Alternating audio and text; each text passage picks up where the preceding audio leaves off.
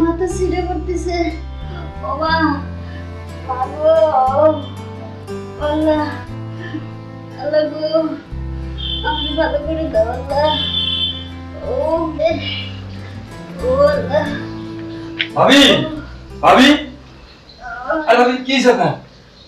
মাথা ব্যথা ছিঁড়ে পড়তেছে, প্রচুর জ্বর আছে। তাই তো, সেই তো জ্বর। ভাবি ইয়ে খাইছেন নাকি? ওষুধ খাইছেন? হ্যাঁ, ঘরে কোনো ওষুধ নাই। রাত তো অনেক হয়ে গেছে, আর ও তো অফিসে আসতেছে না। কে এখন সেবা করবে? আপনি খুব খারাপ লাগতেছে? অনেক খারাপ লাগতেছে। ভাবি আগে বলেন নি কে? তাহলে আমি ওষুধ এসে দিতে আপনার। আরে হঠাৎ করে এরকম ভাবি থেকে না তো। ভাবি থাকেন আপনি, ওষুধ নিয়ে এসি। আরে না না, এত রাতে বাইরে যাস না, সকালে জল তো না। ভাবি অনেক রাত হয়ে গেছে গা, আর দোকানে তো খোলা পাবো না। তা আমি আপনার মাথা টিপে দিই, কাল সকালে ওষুধ নিয়ে আসবো। আচ্ছা দে টিপে দে।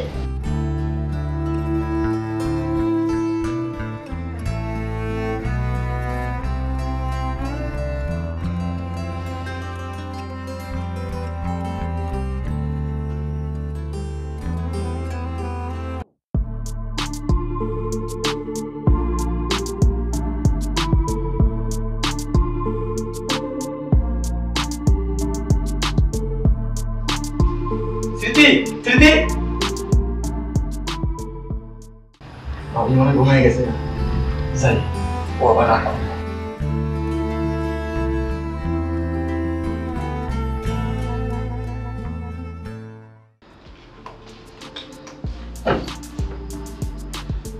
আজকে তুমি আয়, ভাবির সাথে নষ্টি ফষ্টি ঘষা ঘষি আজকে দেখাবো না।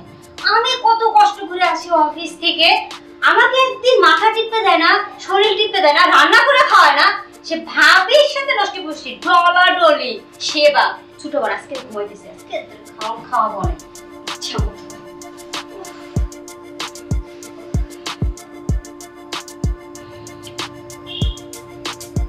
স্মৃতি কি ব্যাপার?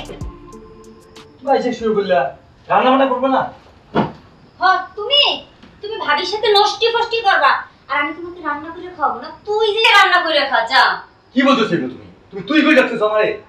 শুনো, এই রকম কারো স্ত্রী ওই জামাইকে তুই মুই করে বলে না, আর তুমি যা বললে আজকে।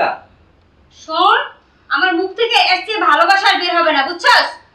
আর শোন, এই যে আমি সারা দিন অফিসে ডিউটি করি, আমার কি কষ্ট লাগে না? আমার কি মাথা ধরে না? আমি যে আইসা ক্লান্ত হয়ে পড়ছি, একদিন তো তুমি কখনো আমার মাথা টিপে দাও না। আর এই যে আমি কষ্ট করে আসি, আমি এসে রান্না করে তোমাকে খাওয়াই, কই তোমার ভাবি তো এসে তোমাকে একদিন রান্না করে খাওয়ায় নাই?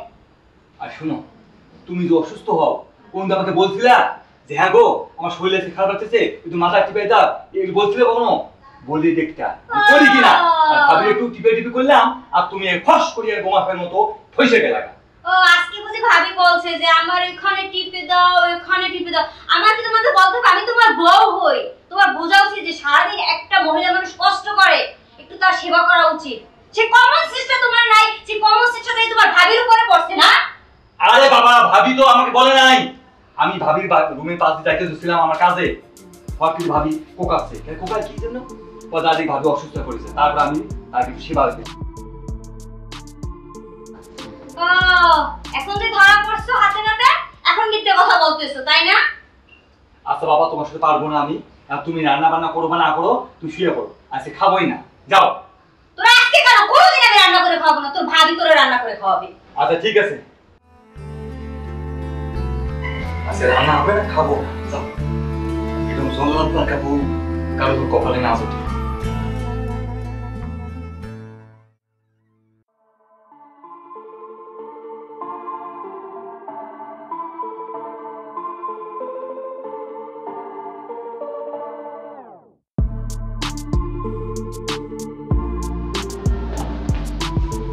ভাবি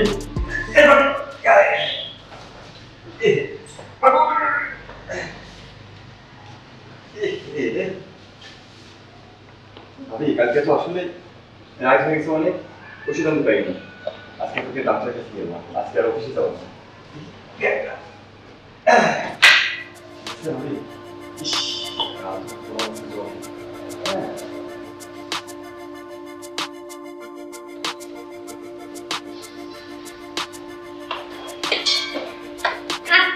কি সুন্দর দৃশ্য, খুব সুন্দর। এই যে আমি অফিসে যাইতেছি আর ঘষা ঘষি ডলাডলি সব এখন শুরু হয়ে গেছে। এগুলো কি বলতেছো তুমি? দেখতেছো না ভাবি অসুস্থ? আরে হ্যাঁ হ্যাঁ, আমি তো দেখতেছি তো। আমি না দেখে বলি নাই তো, আমি দেখেই তো বলতেছি। বলবে কি? তুমি না দেখে তো বুঝবে না। গায়ে হাত দিয়ে দেখো তো ভাবি কতটুকু জ্বর। দেখো তুমি ভাবি কেমন ডাক্তারের কাছে নিয়ে যাবো। আর তুমি ভাবিকে দেখার জন্য তো তুমিই আসো না, আর কেউ নাই বাড়িতে। আমি নাই, ভাবি তো একবার আমাকে ডাকলো না যে ঠিক আসো এসে দেখে যাও যে আমার শরীরের কি অবস্থা, আমাকে একটা ওষুধ দাও, আমাকে নিয়ে হসপিটালে যাও। কই ভাবি তো একবার ডাক দিল না? তোমার চোখে পড়ে, তোমাকে ডাকে না? কালকে তো বাবা তোমাকে বললাম এটা নিয়ে তো তুমি রাত সারা ঝগড়া করলে আমার সঙ্গে। না গা শুনলে আজকে তুমি একবার আমাকে ভুল বুঝতেছো। বললাম না ভাবি অসুস্থ খুব, আর ভাবিকে ডাক্তারের কাছে নিয়ে যেতে পারে। আর তুমি কি আলোচনা করতেছো? তুমি না আমাকে একবার বলতে পারতা যে সিটি আসো ভাবি শরীরটা এরকম, তোমার ঘষে ঘষে নিয়ে যেতে হবে ডাক্তারের কাছে না? তুমি এটা কি বলতেছো? এটা কি বলতেছো? রানা, এটা কি করলি তুই? ওকে হাতটা নিতে আনে। তুই এটা মোটেও ভালো কাজ করিস না ভাই। তুই রাগ করিস না। এবার আমি অনেক অসুস্থ, হয়তো কালকে রাতে আমার এই সেবা করছে, আমি ঘুমিয়ে গেছি, কিছু করতে পারি না। তুই সন্দেহ করিস না। কালকে ভাবি আমি তো বুঝাই বলছিলাম, ও একটুও বুঝতে পারতেছে না। ওরা আমার নিজের ভাইয়ের মতো দেখি। আমি যখন প্রথমে বাড়িতে আসি ও এতটুকু ছিল, তখন থেকে ওর মানুষ করছি। ওর ভাই বিদ্যুৎ যাওয়ার পরে ওই আমার দেখশন করেছে। তুই কোনো সন্দেহ করে ফেলেছি, ওর সাথে আমার অন্য কোনো সম্পর্ক নেই। আর আমার চিকিৎসাটা করতে হবে না। তোর ভাই যতদিন গাড়িতে না আসবে ততদিন আমি আমার বাবার কাছে ছেড়ে দেবো। আমাকে তুই ওইখানে রাখবি, আমি ওইখানে থাকবো।